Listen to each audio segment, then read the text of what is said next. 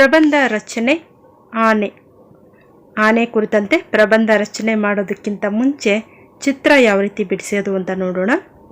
ಇಲ್ಲಿ 3 ಚುಕ್ಕೆಗಳನ್ನು ಇಟ್ಕೊಂಡು ಆನೆಯನ್ನು ಬಿಡಿಸೋದು ಹೇಗೆ ಅಂತ ತೋರಿಸ್ಕೊಡ್ತಾ ಇದ್ದೀನಿ ನೋಡಿ. ಅಡ್ಡಗೆರೆ 3 ಲೈನು ಕೂಡ 3 ಚುಕ್ಕೆನೇ ಬರುತ್ತೆ. ಇಲ್ಲಿ ನಾವು ಆನೆಯ ಸೊಂಡಿಲನ್ನು ಡ್ರಾ ಮಾಡೋಣ. ಮಧ್ಯೆ ಚುಕ್ಕೆ ತಗೊಂಡು ಈಗ ಕಾಲನ್ನು ಡ್ರಾ ಮಾಡೋದು ನೋಡೋಣವಾ. ಆನೆಯ ಕಾಲು.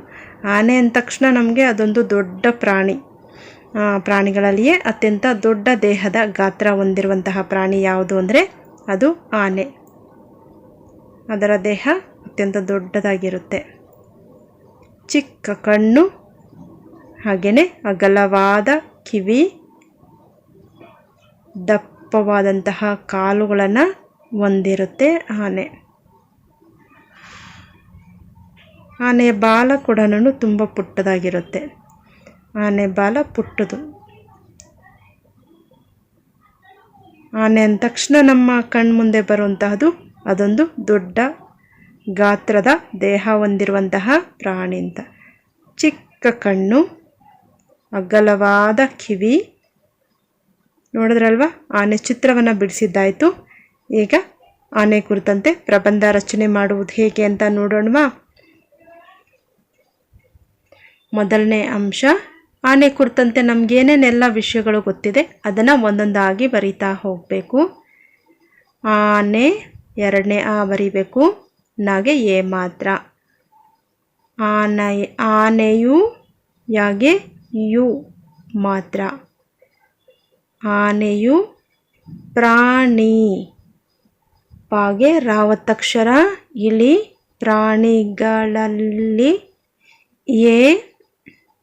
ಪ್ರಾಣಿಗಳಲ್ಲಿಯೇ. ಆನೆಯು ಪ್ರಾಣಿಗಳಲ್ಲಿಯೇ ಅತ್ಯಂತ, ತಾಗೆ ಯಾವತ್ತಕ್ಷರ 0. ಅತ್ಯಂತ ತಾಗೂ ಯಾವತ್ತಕ್ಷರ ಕೊಡಬೇಕು ಇಲ್ಲಿ. ಅತ್ಯಂತ ದೊಡ್ಡದಾದ, ದಾಗೆ ಓ ಮಾತ್ರ, ಡಾಗೆ ಒತ್ತಕ್ಷರ ಡ. ದೊಡ್ಡದಾದ ಪ್ರಾಣಿ, ಪಾಗೆ ರಾವತ್ತಕ್ಷರ, ನಾಗೆ ಈ ಮಾತ್ರ, ಪೂರ್ಣ ವಿರಾಮ ಚಿಹ್ನೆ. ಆನೆಯು ಪ್ರಾಣಿಗಳಲ್ಲಿಯೇ ಅತ್ಯಂತ ದೊಡ್ಡ ಪ್ರಾಣಿ. ಎರಡನೆಯ ಒಂದು ಅಂಶ ನೋಡೋಣ ಆನೆ ಕುರಿತಂತೆ ಪ್ರಬಂಧ ರಚನೆಯಲ್ಲಿ.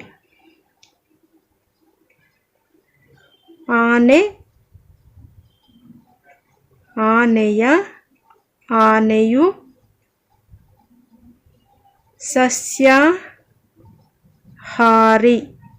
ಸಸ್ಯಾಹಾರಿ ಪ್ರಾಣಿ. ನಮಗೆಲ್ಲ ಗೊತ್ತು, ಆನೆ ಸಸ್ಯಾಹಾರಿ ಪ್ರಾಣಿ. ಅದು ಪ್ರಾಣಿಗಳನ್ನು ಬೇಟೆಯಾಡಲ್ಲ, ಕಾಡಲ್ಲಿ ಸಿಗುವಂತಹ ಹುಲ್ಲು, ಗಿಡದ ಎಲೆಗಳನ್ನು ತಿನ್ನುತ್ತೆ. ಮೂರನೇ ಅಂಶ, ಆನೆಯು, ನಾಗೆಯೇ ಮಾತ್ರ, ಯಾಗೆ ಯು ಮಾತ್ರ. ಆನೆಯು ಕಾಡಿನಲ್ಲಿ, ಕಾಗೆ ಇಲಿ, ಡಾಗೆ ಈ ಮಾತ್ರ, ಲಾಗೆ ಲಾವತ್ತಕ್ಷರ, ಕಾಡಿನಲ್ಲಿ ವಾಸಿಸುತ್ತದೆ, ಪೂರ್ಣ ವಿರಾಮ ಚಿಹ್ನೆ. ಆನೆಯು ಕಾಡಿನಲ್ಲಿ ವಾಸಿಸುತ್ತದೆ. ನಾಲ್ಕನೇ ಅಂಶ, ಪ್ರಬಂಧ ರಚನೆಯಲ್ಲಿ 4ನೇ ಅಂಶನ ಯಾವ ರೀತಿ ಬರೆಯೋದು ಅಂತ ನೋಡೋಣ.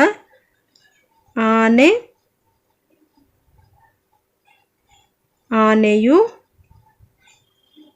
ಚಿಕ್ಕ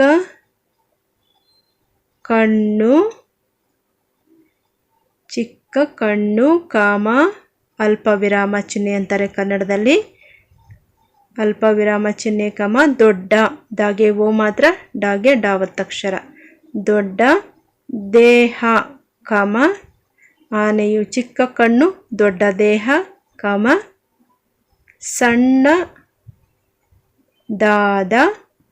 ಸಣ್ಣದಾದ ಬಾಲವನ್ನು, ನಾವತ್ತುನ ಕೊಂಬು, ಬಾಲವನ್ನು ಹೊಂದಿರುತ್ತದೆ. ತಾವತ್ತುತ್ತ, ದಾಗೆ ಎ ಮಾತ್ರ, ಪೂರ್ಣ ವಿರಾಮ ಚಿಹ್ನೆ. ಆನೆಯು ನೋಡಿದ್ವಲ್ಲ ನಾವು, ಚಿಕ್ಕ ಬಾಲ, ಚಿಕ್ಕ ಕಣ್ಣನ್ನು ಹೊಂದಿರುತ್ತೆ, ದೊಡ್ಡ ದೇಹವನ್ನು ಹೊಂದಿರುತ್ತೆ. ಆನೆಯು ಚಿಕ್ಕ ಕಣ್ಣು, ದೊಡ್ಡ ದೇಹ, ಸಣ್ಣದಾದ ಬಾಲವನ್ನು ಹೊಂದಿರುತ್ತದೆ. 5ನೇ ಅಂಶ, ಆನೆಯ ಕಿವಿಗಳು. ಆನೆಯ ಕಿವಿಗಳು ಹೇಗಿರುತ್ತೆ? ಅಗಲವಾಗಿರುತ್ತದೆ. ಅಗಲವಾಗಿ ಇರುತ್ತದೆ. ತಾವತ್ತು ತ ದಾಗೆ ಎ ಮಾತ್ರ. ಆನೆಯ ಕಿವಿಗಳು ಅಗಲವಾಗಿರುತ್ತದೆ. ನಂತರ ನೋಡೋಣ 6ನೆಯ ಅಂಶ, ಆನೆ ಕುರಿತಂತೆ ಪ್ರಬಂಧ ರಚನೆ ಮಾಡೋದು ಹೇಗೆ ಅಂತ ನೋಡ್ತಾ ಇದ್ದೀವಿ. 6ನೇ ಅಂಶ, ಆನೆಯು 60ರಿಂದ 70 ವರ್ಷಗಳವರೆಗೆ 70 ವರ್ಷಗಳವರೆಗೆ. ಮನುಷ್ಯನ ಆಯಸ್ಸು 100 ವರ್ಷ ಅಂತ ಹೇಳ್ತಾರೆ. ಆದರೆ ಆಧುನಿಕ ಆಹಾರ ಶೈಲಿಯಿಂದ ಅಷ್ಟು ವರ್ಷಗಳು ಬದುಕೋದು ಕಡಿಮೆ. ಇಲ್ಲಿ ಆನೆ ಎಷ್ಟು ವರ್ಷಗಳ ಕಾಲ ಜೀವಿಸುತ್ತೆ ಅಂದರೆ 60ರಿಂದ 70 ವರ್ಷಗಳವರೆಗೆ ಆನೆ ಜೀವಿಸುತ್ತದೆ. ನಂತರ ಹೋಗೋಣ 7ನೆಯ ಅಂಶಕ್ಕೆ. 7ನೇ ಅಂಶ ನೋಡೋಣ ಪ್ರಬಂಧ ರಚನೆಯಲ್ಲಿ. ಆನೆ ಕುರಿತಂತೆ ನಾವು ಚಿತ್ರದಲ್ಲಿ ನೋಡಿದ್ದೀವಿ ಯಾವ ರೀತಿಯಾಗಿ ಆನೆ ದೇಹ ಇರುತ್ತೆ, ಯಾವ ರೀತಿ ಅದು ಆಹಾರ ಸೇವಿಸುತ್ತೆ ಎಲ್ಲ ಕೂಡ. ಆನೆಗೆ ಇಷ್ಟವಾದ ಯಾವುದು? ಆನೆಗೆ ಇಷ್ಟವಾದ ಆಹಾರ 2ನೇ ಆಹಾರ ಕಬ್ಬು. ಬಾವತ್ತು ಬ ಪೂರ್ಣ ವಿರಾಮ ಚಿಹ್ನೆ. ಆನೆಗೆ ಇಷ್ಟವಾದ ಆಹಾರ ಕಬ್ಬು. ನಂತರ ನೋಡೋಣ 8ನೇದು, ಆನೆಯ ಮೆದುಳು. ಆನೆಯ ಮೆದುಳು ಮಾನವನ ಮೆದುಳಿಗಿಂತ ಆನೆಯ ಮೆದುಳು ಮಾನವನ ಮೆದುಳಿಗಿಂತ 4 ಪಟ್ಟು 4 ಪಟ್ಟು ಹೆಚ್ಚಿರುತ್ತದೆ. ಚಾವತ್ತು ಚ ರು ಕೊಂಬು ತಾವತ್ತು ತ ದಾಗೆ ಎ ಮಾತ್ರ. ಆನೆಯ ಮೆದುಳು ಮಾನವನ ಮೆದುಳಿಗಿಂತ 4 ಪಟ್ಟು ಹೆಚ್ಚಿರುತ್ತದೆ.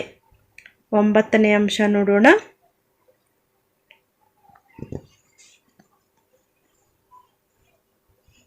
9ನೇ ಅಂಶ, ಆನೆಯು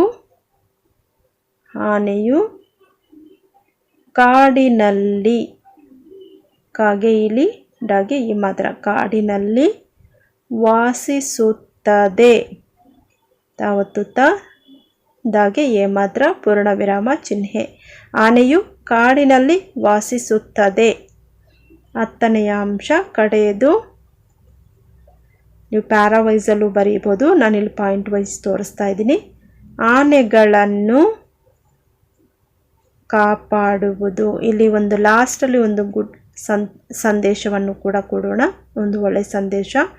ಆನೆಗಳನ್ನು ಕಾಪಾಡುವುದು ನಮ್ಮ ಕರ್ತವ್ಯ. ಯಾಕಂದರೆ ಈಗ ಆನೆಗಳು ನಶಿಸಿ ಹೋಗ್ತಾ ಇದ್ದಾವೆ. ಆ ಕಾರಣಕ್ಕೆ ಆನೆಗಳನ್ನು ಕಾಪಾಡುವುದು ನಮ್ಮ ಕರ್ತವ್ಯ.